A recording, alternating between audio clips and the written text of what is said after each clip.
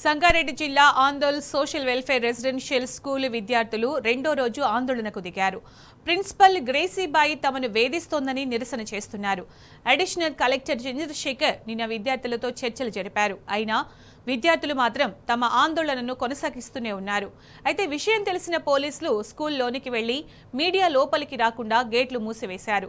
Principal గ్రేసీబాయి వెట్టి చాకిరీ చేయిస్తున్నారని విద్యార్థులు వాపోతున్నారు. తమ చేత తన కాలు తుడిపిస్తుందని, తన గదిని క్లీన్ చేయిస్తోందని చెబుతున్నారు.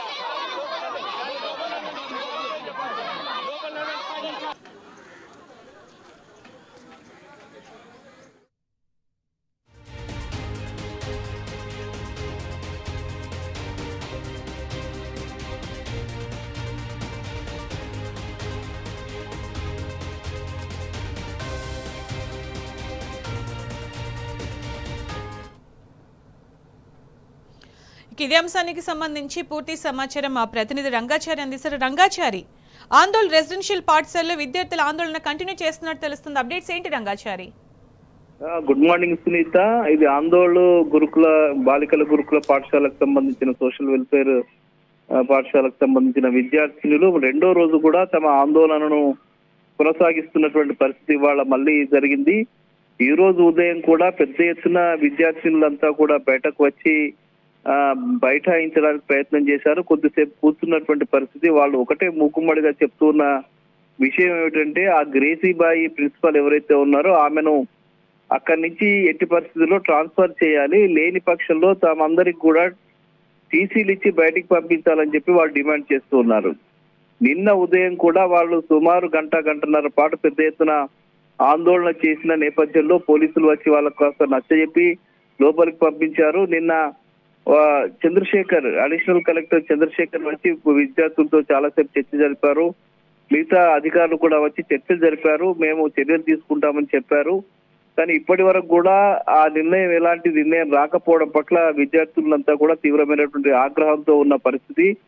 ఆమె ఒకవేళ అట్లాగే కొనసాగితే ఆమెకు ఇంకా ఇబ్బందులు ఎదురయ్యే పరిస్థితి ఉందని చెప్పి విద్యార్థులు తీవ్ర స్థాయిలో భయపడుతున్నటువంటి పరిస్థితి అయితే ఇవాళ సోషల్ వెల్ఫేర్ గురుకుల పాఠశాలలో కనిపిస్తూ ఉన్నది. ముఖ్యంగా గ్రేసీబాయి ప్రిన్సిపల్ ఏదైతే ఉందో ఆమె విద్యార్థినులను తమ సొంత పనుల కోసం వినియోగించుకుంటూ ఇంట్లో పని మనుషులా చూస్తున్నదని చెప్పి విద్యార్థినులంతా కూడా బాధపడుతున్న పరిస్థితి కనిపిస్తుంది. కొంతమంది విద్యార్థులు ప్రతిరోజు వాళ్ళ డ్యూటీస్ మాదిరిగా ఇంటికి పిలిపించుకొని వాళ్ళను ఇంట్లో ఉన్నటువంటి పనులు చేయించుకోవడం, ఆ వ్యక్తిగత పనులు చేయించుకోవడం, అట్లాగే ఇంట్లో వస్తువులు కడిగించడము, బోళ్ళు కడిగించడము, అట్లాగే ఇల్లు ఓడిపించడము, మిగతా పనులకు కూడా విద్యార్థుల్ని ఉపయోగించుకోవడము, అట్లాగే ఇంటి ముందున్న కారును కూడా తొడిపించుకునేటువంటి పరిస్థితి ఆమె చేస్తున్నదని చెప్పి వాళ్ళు చాలా రోజులుగా ఆవేదన చెందుతూ ఉన్నారు.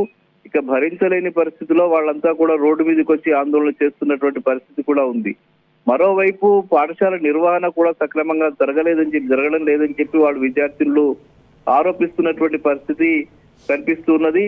ముఖ్యంగా ఇంకా ఇంకో 2 నెలలు అయితే యాన్యువల్ ఎగ్జామ్స్ రాబోతూ ఉన్నాయి. అన్ని తరగతులకు సంబంధించిన యాన్యువల్ ఎగ్జామ్స్ రాబోతున్నాయి. కానీ ఇప్పటి వరకు కూడా పాఠశాలలో, గురుకుల పాఠశాలలో జరగవలసినటువంటి పాఠ్యాలు ఇంకా జరగలేదు, పూర్తి స్థాయిలో పోర్షన్ కంప్లీట్ కాలేదు అని చెప్పి విద్యార్థులంతా ఆవేదన వ్యక్తం చేస్తున్నారు. ముఖ్యమైన పాఠ్యాలు బోధించేటువంటి కొంతమంది కాంట్రాక్టు ఉపాధ్యాయులను టార్గెట్ చేసి ఆమె బయటకు పంపిస్తుందని చెప్పి విద్యార్థులంతా కూడా ఆరోపణ చేస్తూ ఉన్నారు. గ్రేసీబాయి అసలు పాఠశాల నిర్వహణకు సంబంధించి ఏమాత్రం పట్టించుకోవడం లేదు.